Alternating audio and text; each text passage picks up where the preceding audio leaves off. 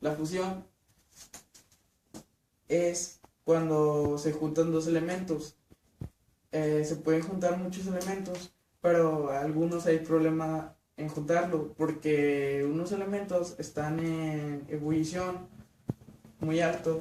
Entonces lo que se tiene que hacer es poner en un estado compatible con el otro elemento y así poderse juntarse. Bueno, un ejemplo es el del agua con el hielo. Se tiene que descongelar el hielo para que se pueda juntar con la demás agua. Bueno, otro ejemplo es el de el metal o los metales, mejor dicho. Bueno, como puede pasar entre el cobre cuando lo quieres juntar con el estaño. Lo que tiene que hacer el estaño es derretirse, o sea, pasarse a otra temperatura y poderse juntar, y así se le llama la fusión. Eso es lo que hace la fusión, cuando se junta un elemento con otro elemento. Con relación a lo que estaba explicando mi compañero Luis Darío, en la tabla, bueno, más bien en el cuaderno, podemos observar algunos cuerpos puros y la temperatura de fusión y solidificación y la temperatura de fusión en ebullición. Aquí podemos ver que el H2O o el agua, su temperatura para poder conseguir una fusión en solidificación es 0 grados. Si lo relacionamos con respecto al tema de los metales y su fusión, sabríamos que el agua, al combinarse con otros elementos básicos, como por ejemplo, si lo ponemos en la práctica, sería algún Kool-Aid o algún líquido como la leche, para poder conseguir su fusión en solidificación, al momento de juntarlos, primero en líquido y después hacerlos sólidos, se conseguiría no agua en su estado puro, sino ya combinado con otro elemento. Mientras que en la temperatura de ebullición se buscaría combinar con otros elementos gaseosos que afectan el agua. Ahora bien, también tenemos el ciclohexano, que su temperatura de ebullición es de 81 grados y para ser sólido es de 6. El mercurio, que ya requiere más, requiere menos 39. Para ser líquido, para ser sólido, y para ser gaseoso, 357. Y por último, el hierro. Vemos que el hierro se mantiene sólido hasta los 1535 grados, mientras que para poderse volver gaseoso hasta los 2750 grados. Para poder conseguir una fusión en este elemento, entonces necesitaríamos una temperatura intermedio mínimo para poder conseguir hacerlo líquido y una fusión exitosa con cualquier otro elemento. En este caso, que fuera también de la familia de los metaloides. Y eso es todo. La fusión nuclear es el proceso en el cual se unen dos núcleos atómicos similares y forman un núcleo más pesado.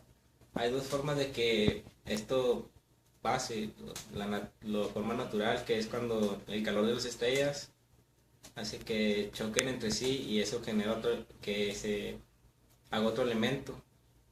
O la forma sintética, que es cuando arrojas un neutrón sin carga para que se una con un núcleo, y eso que hace que ese núcleo tenga más peso y así. Bueno, con respecto a lo que acaba de exponer mi compañero Sergio Contreras, en el caso de la fusión natural que se consigue en las estrellas, estas, al juntarse por la gravedad, como ya sabemos, los elementos, los gaseosos y otros elementos que generan el calor, logran que con este calor la excitación de los elementos, porque ya sabemos que dos elementos de cargas iguales igual en negativo, igual en positivo, se repelen, de modo que no pueden tocarse, se alejan. Entonces, el calor, ¿qué es lo que hace? El calor genera una excitación muy grande en los elementos que rompe esta fuerza o esta barrera, consiguiendo que estos se impacten, y al impactarse genera un nuevo elemento. Sin embargo, estos siempre al chocar, así como se juntan los elementos, siempre sale despedido uno o dos neutrones. Estos neutrones generan una reacción en cadena, ya que al chocar uno salen dos o tres o uno o más, dependiendo del elemento, y estos se impactan contra otros, sacando otros neutrones y generando nuevos elementos. Y esta reacción se puede tomar en cuenta, por ejemplo, de forma sintética en las explosiones de las bombas atómicas. ¿Qué es lo que hacen? Generan una reacción en cadena de fusión. En la forma natural, pues como ya sabemos, lo que se hace es que un elemento, un neutrón de un elemento es arrojado sin ninguna carga para que no sea repelido por el núcleo, y al impactarse se queda adentro, pero tiene que llevar cierta velocidad. En la materia de la práctica, formas para poder generar esa velocidad en la que no lo atraviese, sino que se quede adentro, es poniendo materiales que disminuyen la velocidad a la que se dispara, como bloques de agua u otros elementos que disminuyen la velocidad pero que no lo detengan, que hagan que no colisione contra ellos y se quede allí, sino que simplemente vaya quitando la velocidad. Y pues así es como se puede observar de una forma un poco más amplia. Yo daré una pequeña reseña de lo que es la fisión para poder entender un poco más este tema. Bueno, la fisión es la rotura o división de un núcleo atómico pesado en dos o más fragmentos.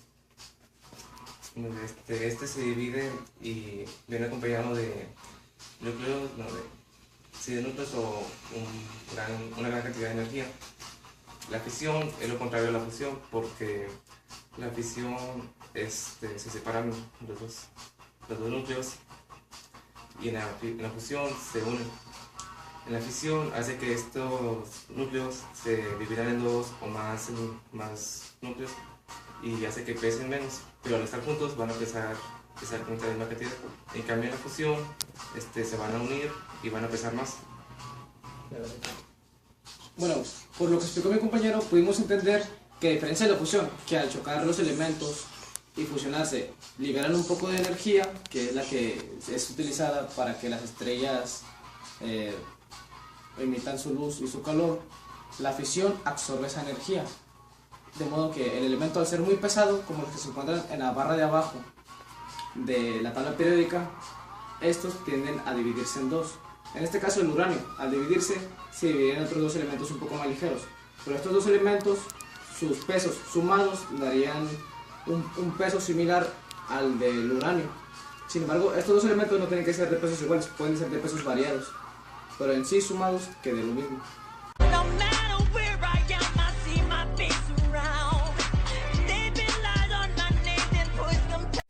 Ahora vamos a hacer un experimento para dar un poco mejor a entender en qué consiste la fusión. Aquí tenemos dos elementos. Bueno, en este caso tenemos la leche, que está conformada de varios, entre los cuales viene sí, y el agua, que es H2O. Vierte un poco de leche sobre el agua. ¿Qué es lo que pasa con el agua y la leche?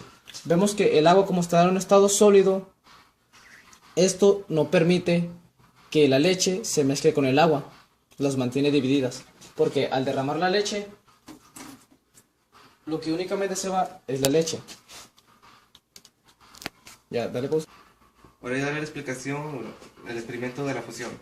Esta es H2O, es agua que está a una cierta temperatura, está en un estado líquido, y los átomos están dispersos, abriendo paso a los átomos de la leche, y si los combinamos, se crea la fusión. A diferencia de la fisión, que se separaban, estos ya están juntos, y solamente pueden checar.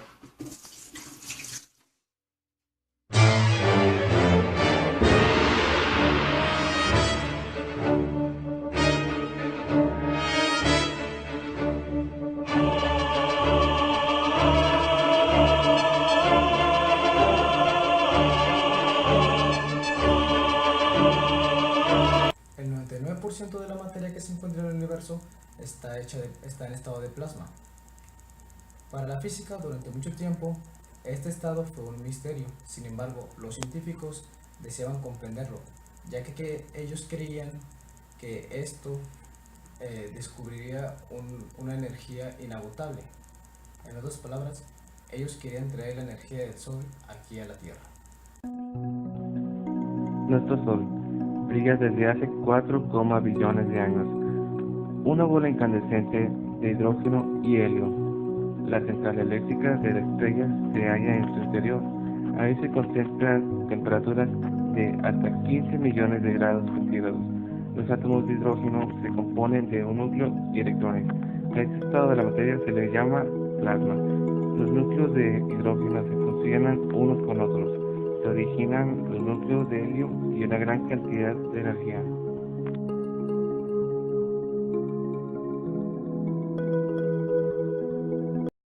Pero 15 millones de grados. Seguramente las partículas no tienen lo suficientemente rápido. No tienen la suficiente energía como para poderse funcionar lo suficientemente. Correcto, pero en el núcleo del Sol hay una enorme presión y esto asegura que la fusión se lleve a cabo. Pero una presión tan alta no puede generarse aquí en la Tierra. Eso es cierto, Chagui. Es por eso que los científicos se tuvieron que valer de otras reacciones y de lograr conseguir una temperatura mucho muy alta de 100 millones de grados. Lo difícil no era mantener la temperatura, sino más bien que el plasma o el material se mantuviera dentro de la cámara de combustión sin tocar ninguna de las cavidades. ¿Por qué? Bueno, ya que si esto llegaba a ocurrir, se enfriaría todo y se perdería la fusión.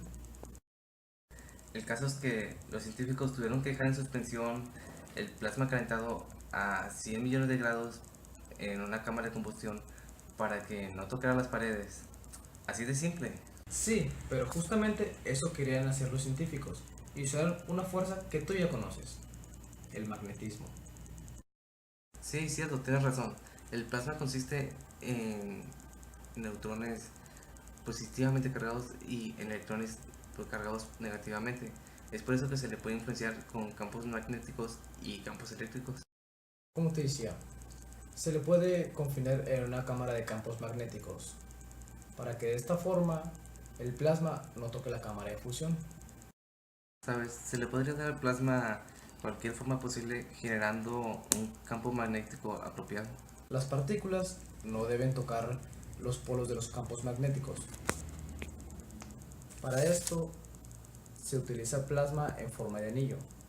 Sin embargo, se tiene que constituir que el electromagnetismo tenga la suficiente fuerza como para mantener el calor alejado de las paredes. Sin embargo, se tuvo que comprender a la perfección o un poco más ampliamente el plasma, tarea que se llevó a cabo durante 50 años. Desde finales de 1940, los científicos de muchos países intentaron esclarecer las propiedades del plasma. Sin embargo, los resultados de los experimentos no fueron muy prometedores. No fue hasta acabada la década de los 60 que científicos rusos anunciaron asombrosos resultados con el dispositivo Tokamak. La fiebre por el Tokamak se extendió por todo el planeta, pero después de 10 años, los mejores resultados todavía tenían un factor de 25.000 por debajo de los requisitos necesarios en una planta de fusión. Pero entonces se realiza el experimento europeo JET en Gran Bretaña. En 1997, los científicos obtienen resultados con factor 6, cercano al estado de ignición del plasma. Por primera vez, el fuego solar estaba al alcance de la mano. Pero en los comienzos del siglo XXI todavía no estaba seguro si es que se podría construir una planta de fusión. La continua subida de precios del gas y el petróleo amenazaban con la crisis económica, incluso la guerra. Y era más que claro que nuestro clima no necesitaba más de sus gases invernaderos. Era momento de buscar una nueva fuente de energía. Exacto. Para la ciencia todo esto ya estaba supeditado. Ahora era necesario llevar a cabo un experimento internacional llamado LITER. Comenzó en Cadarache, Francia, la construcción del, hasta entonces, más grande experimento en la historia de la investigación sobre la fusión. Junto a Europa, Rusia, Japón y Norteamérica colaboran en el proyecto China, India y Corea del Sur. El reactor de pruebas debería mostrar que es física y técnicamente posible obtener energía del proceso de fusión. Por primera vez se evaluaron las tecnologías esenciales en las centrales de fusión en ITER. 800 metros cúbicos de plasma ardiente sirven para generar 500 megavatios de potencia, 10 veces más de lo que era necesario para calentar. Pero lo que no entiendo es cómo se extrae energía del plasma de fusión en una central eléctrica. ¿Cómo se obtiene electricidad de energía de fusión? La materia para poder lograr la fusión se encuentra en nuestro planeta en cantidades inagotables. Por ejemplo, 1 gramo de carburante es equivalente a la combustión de 11 toneladas de carbón. Por ejemplo, la fusión de los isótopos de hidrógeno, deuterio y nitrógeno da como resultado el núcleo de helio y un neutrón. El 80% de la energía de fusión está compuesta de neutrones. Entonces, estos neutrones, al ser disparados sin carga magnética, chocan con la jaula, lo cual es denominado, o más bien obtiene como resultado, energía calorífica. Y como las antiguas plantas de carbón, esta energía calorífica se convierte en energía eléctrica. La energía de 11.000 kilogramos de carbón en 1 gramo de carburante. Wow, eso es sorprendente. Además, el plasma no es muy denso. 1 gramo de carburante se puede extender por 1000 metros de diámetro de la cámara de fusión. Y además se puede contener en las paredes de la cámara de fusión cualquier medida que se salga de los parámetros. De modo que si esta fusión llega a sufrir alguna pequeña ruptura, o llega a tocar las paredes, o llega a haber algo fuera de lo común, se descontinuaría. En otras palabras, se enfriaría, de modo que es imposible que surja un sobrecalentamiento. Bueno, eso es todo. En la próxima lección veremos la fisión. Gracias, Chagui. La fuerza que mantiene en cohesión a los protones y neutrones de un núcleo atómico se llama energía nuclear de enlace, que es precisamente la energía que se libera en los procesos de fusión y fisión. La reacción termonuclear, o de fusión, posible solo a temperaturas altísimas, es resultado de la unión de núcleos ligeros en átomos más pesados. La fisión de un núcleo se logra forzándolo a capturar neutrones bombardeados. La ruptura produce 2 o más fragmentos y varios neutrones utilizables para provocar nuevas y sucesivas reacciones en cadena.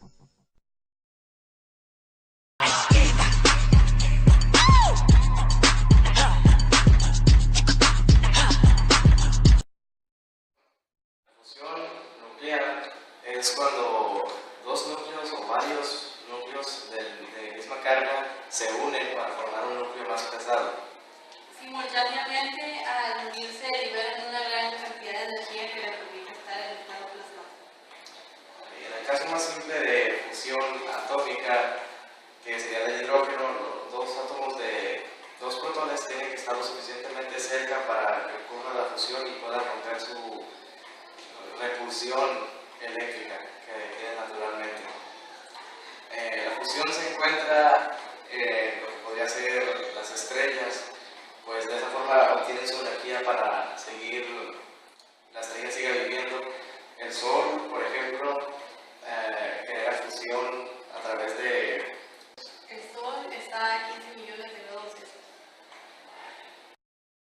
Una gravedad que hace que sus elementos por dentro se fusionen y produzcan helio. A este tipo de fusión se le conoce como fusión termonuclear.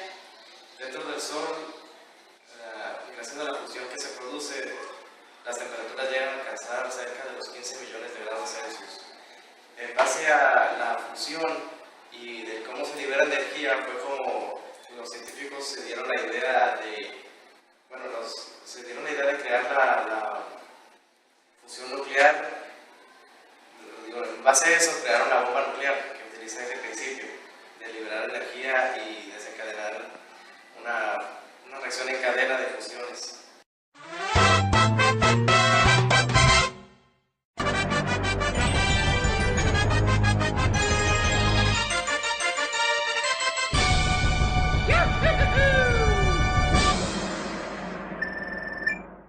Bye bye.